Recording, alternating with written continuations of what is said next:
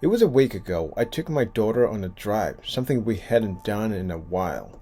Our destination was an observation deck on a mountain that had become a local tourist spot. Along the way, we bought lunch at the McDonald's drive-thru and enjoyed our meal while driving. There was a paved mountain road leading to the observation deck, but my adventurous spirit was tickled, and I drove the car onto an unpaved trail that extended from the side of the paved road, almost like an animal trail. It was all just a bit of fun. Plus, I wanted to surprise my daughter, who was in the passenger seat next to me.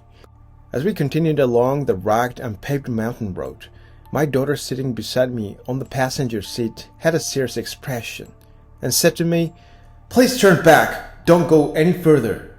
At that moment, I thought my daughter was just scared, so I found her attempts to stop me amusing, and I continued to drive further into the mountains. When we reached the middle of the mountain, the engine suddenly stopped for some reason.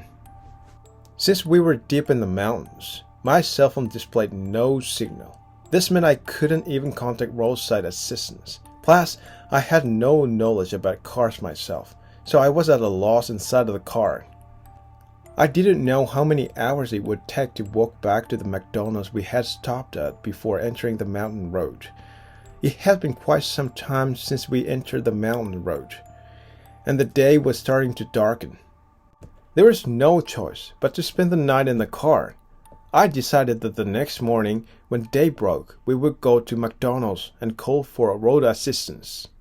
The mountainous area was quite chilly, possibly due to the high altitude, and the car was rather cold. I managed to endure the cold using the blanket I had in the car. As time passed, night fell, and the mountain was enveloped in a pitch-black darkness. I couldn't see anything at all.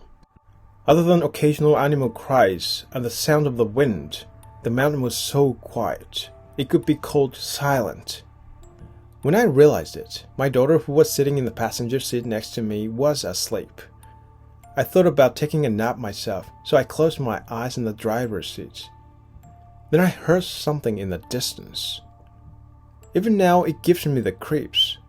I couldn't tell if it was a voice or a sound, but it kept repeating something like "Te so miss" over and over again. At first, I thought it was my imagination or mishearing, so I kept my eyes closed. But the sound kept getting closer, and I could clearly hear that voice, so I involuntarily opened my eyes. That's when I saw it. From the shadow of a tree in front of the windshield, I saw a pale, flat face of something. The moment our eyes met, it started approaching us with chaotic movements. Its appearance was like Jamla from Ultraman, with a silhouette that seemed to have no head and one visible leg. It was coming towards us, hopping on one leg while wildly swinging both arms and thrashing its upper body. I was on the verge of screaming in sheer terror, but I clenched my teeth and endured it quietly, so as not to frighten my daughter, who was sleeping next to me. As it got closer and closer to the car, it passed by the driver's side and went to the back of the car. Even as it passed by, I kept hearing that voice, "Ten so miss," continuously. The voice faded away, and when I looked back, I couldn't see it anymore. I felt relieved. When I turned back to face my daughter, it was outside the window of the passenger seat. It seemed like it had circled the car. When I looked closely, there was a face attached to the chest area of its torso.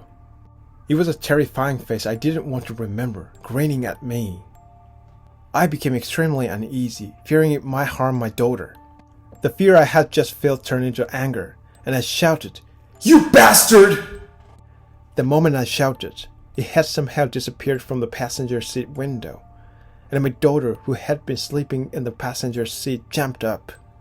I thought she had been startled awake by my shouting, so I was about to apologize to her. However, my daughter was muttering to herself, giggling and saying, "I entered, I entered, I entered, I entered."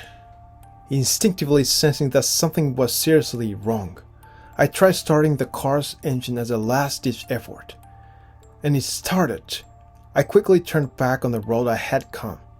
While retracing the way on the mountain road, my daughter kept muttering incomprehensible things.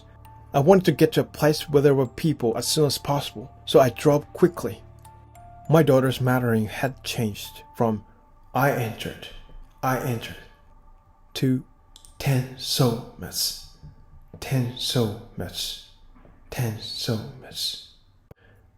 My daughter's face was clearly different from the first day we set out on the drive. It looked like her soul had been drained. I realized it would be a problem to return home with my daughter in this state, so I rushed into a nearby temple along the way. It was still midnight, but there was still a light on in one of the houses on the temple grounds. Holding my daughter in my arms, I pressed the doorbell. Then a man who seemed to be the head priest opened the door. As soon as he saw my daughter, he yelled at me, "What have you done?" I had told the head priest about the incident on the mountain road right before coming to the temple. He looked disappointed and began chanting a sutra while patting my daughter's shoulders and back. The head priest offered to let us stay the night, and because I was worried about my daughter, I decided to accept the offer. According to the head priest, my daughter seemed to be possessed by a Yamanoke. He said that if this condition persisted after 49 days, she would remain like this forever and never regain her sanity. The head priest promised to take care of my daughter and make efforts to drive out the Yamanoke. I also called my wife with the head priest to try to convince her to believe us. According to the head priest, if we had returned home as we were, my wife might also have been possessed by the Yamanoke. It seems the Yamanoke attaches itself to women, and until it is completely removed, my wife won't be able to see my daughter. It's been a week now, but my daughter is still at the temple. I go to check on her every day, but she doesn't seem like herself anymore. She grins at me and looks at me with an unsettling gaze. I hope she returns to her old self soon. One piece of advice: never go on unpaved, deserted mountain roads for the sake of half-hearted adventure.